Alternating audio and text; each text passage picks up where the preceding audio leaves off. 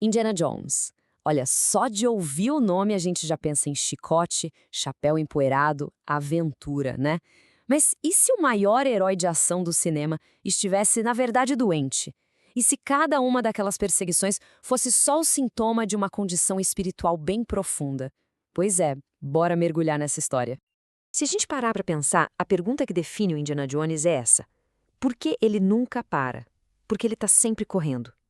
Uma teoria filosófica bem específica tem uma resposta que, olha, não tem nada a ver com nazistas ou com artefatos, tem a ver com a alma dele. E a resposta é bem surpreendente. A teoria diz que o Indiana Jones sofre de uma doença espiritual. Isso mesmo, como se fosse uma doença de verdade, mas da alma. E para a gente conseguir entender esse diagnóstico, primeiro a gente precisa dar uma olhada em como essa teoria enxerga o nosso ser.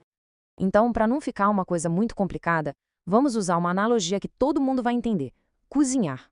Segundo essa linha de pensamento, a nossa existência, o nosso ser, é feito de 3 partes. Pensa que é como se fosse uma receita de bolo. A primeira parte é o geral. Pensa nisso como a grande receita da vida, o propósito maior das coisas, sabe? O sentido de tudo. A segunda parte é o individual. Esse é você, sou eu, o ingrediente único e real da história. E a terceira são as determinações, que nada mais são do que as ações: picar, misturar, cozinhar. É o que a gente faz no mundo. E aí fica fácil. A saúde espiritual acontece quando essas 3 coisas estão funcionando em harmonia. É quando o ingrediente, que é a pessoa, está seguindo a receita, que é o propósito, através das ações certas. Tudo se encaixa. Mas, quando uma dessas partes está desequilibrada ou faltando, aí que aparecem as doenças. Certo. Agora que a gente já tem as ferramentas para diagnosticar o Dr. Jones, a gente precisa primeiro eliminar as doenças que ele não tem. É tipo um trabalho de detetive, sabe? Vamos ver os outros pacientes desse hospital filosófico. Primeiro tem a tal da todetita. Imagina uma pessoa que tem a receita perfeita, o plano ideal, mas morre de medo de sujar as mãos com os ingredientes de verdade. É a pessoa que fica paralisada na teoria. O Indy é o completo oposto disso. Ele larga a universidade, que é o livro de receitas, para ir para o meio da selva sujar as mãos. Ele é pura ação. Então, essa a gente já descarta.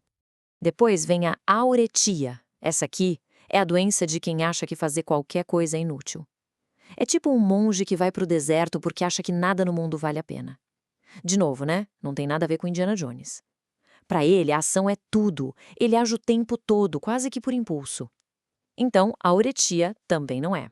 Bom, depois de eliminar as outras possibilidades, a gente chega no diagnóstico final. E o caso do Indiana Jones, segundo essa teoria, é um exemplo clássico de uma doença chamada catolita.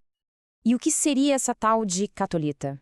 Voltando para nossa cozinha, é a doença que aparece quando falta o geral, ou seja, quando falta a grande receita. Falta um propósito, um sentido maior que guia as coisas. E essa imagem aqui resume tudo perfeitamente.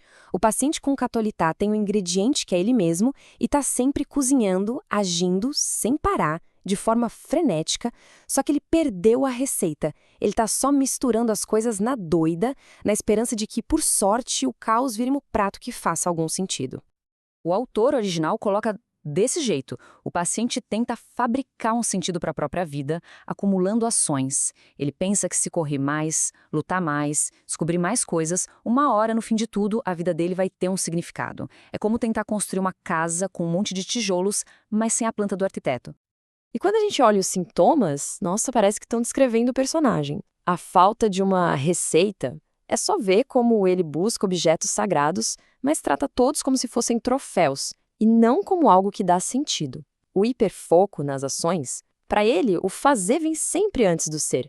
Ele é o próprio filho pródigo que abandona o mundo das ideias do pai pela aventura sem fim. No fundo, ele está narcoetizado pela ação, usando a adrenalina para tentar preencher um vazio. Só que toda doença, uma hora, chega num ponto de crise, um momento em que o paciente é obrigado a encarar a própria condição. E para o Indiana Jones, esses momentos são encontros literais com o absoluto, com o divino. A primeira grande crise dele é com a Arca da Aliança. O Indy foi atrás da arca como se fosse só mais um objeto, mais um ingrediente para a coleção dele. Mas a arca se revela como uma receita por si só. Um poder tão grande que não dá para controlar, só dá para respeitar. É o universo falando para ele: ei, a sua ação não é a coisa mais importante aqui. E aí vem o momento chave. No clímax, o que o Indy faz? Ele não luta, não dá um tiro, não faz nada. Ele fecha os olhos. A teoria chama isso de um ato de humildade ontológica. Ele admitindo pela primeira vez na vida que existe algo muito maior que as ações dele. É o cozinheiro frenético finalmente parando para reconhecer que existe uma receita, mesmo que ele não a entenda. E a cura? Bom, a gente vê um sinal dela lá em A Última Cruzada. No final, ele tem que escolher: pegar o Santo Graal, que é o objeto definitivo, ou salvar o pai. E ele escolhe a mão do pai. Naquele momento, ele escolhe uma relação, uma conexão humana. Um sentido, ou seja, a receita, em vez de mais um troféu, mais um ingrediente. Então ele se curou? Não exatamente.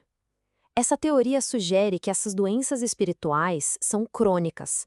Elas fazem parte de quem a gente é. A catolita, essa necessidade de estar sempre em movimento, está no DNA do Indiana Jones. Ele é um nômade por natureza. O filho pródigo pode até voltar para casa de vez em quando, mas a estrada sempre vai chamar ele de volta. Essa inquietação é a essência dele, e é o que garante que sempre vai ter uma próxima aventura. E isso tudo deixa a gente com uma última pergunta para pensar. Será que Indiana Jones só é o herói que a gente conhece por causa dessa doença espiritual e não apesar dela? Talvez seja exatamente essa busca sem fim, essa fome de ação para preencher um vazio que faz dele o herói que a gente tanto admira.